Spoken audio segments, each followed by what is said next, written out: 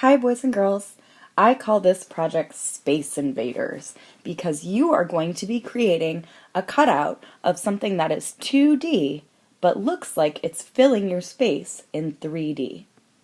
So here are some pictures of one I made first.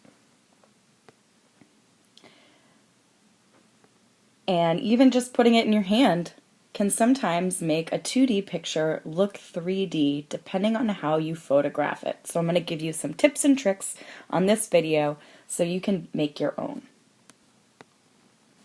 See, it really is just a flat cutout. You will need scissors and recycled paper with photos. So anything with a color photo will work. So any photo that looks realistic. So you can use those free papers you get with the newspaper, food items. You can play with size, things that are bigger and things that are smaller than real life to make it look more interesting.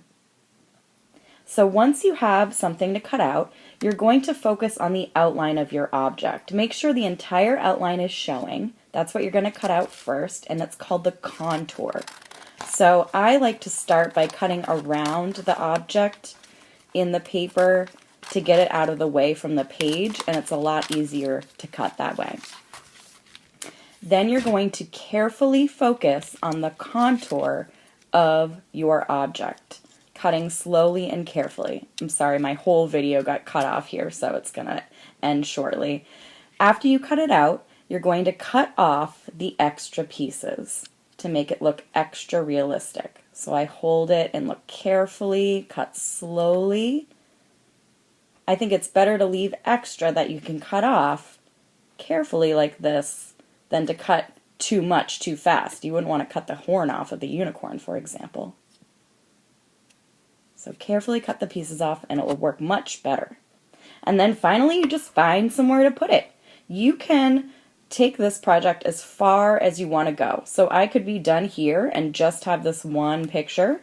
Or I could go around my house and find different places that I'd like to put this object. So you can use your imagination. I thought a unicorn would look cool on a crystal. But also make sure that you use the best angle. So that last picture of the crystal looked kind of flat because I didn't take the photo using the best angle. So see how it looks kind of flat this way? But then if I turn it to face the front of the unicorn, like not below, but like this, try and not make sure you don't have a shadow. Once you have the right angle, then you can take the picture.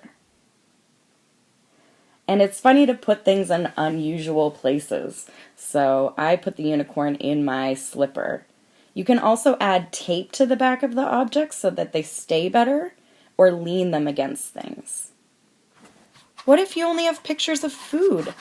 I was lucky to have a catalog that had a lot of animals in it, but you can use a cardboard box like this or any ads from the newspaper of food, and they work just fine as well. And I'll show you a couple examples of these. I'm carefully cutting around the contour just like I did on the unicorn. This is a little bit of a simpler shape too. It's up to you what you decide. And then when you're taking pictures of things, think about the point of view, which is also called the perspective in art. So these crackers wouldn't look realistic if they were leaned up like that unicorn was, because the unicorn was standing. So these are in the perspective of what's called a bird's eye view. You're looking from above on these crackers in the photo. So in the photo that I took of the crackers, I put them on a pillow and then took the photo from above, and that's what made them look realistic and 3D.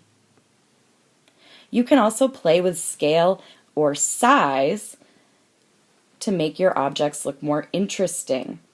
So this one's a little cutout of a milk carton, and I leaned it against a plant to make it look really tiny.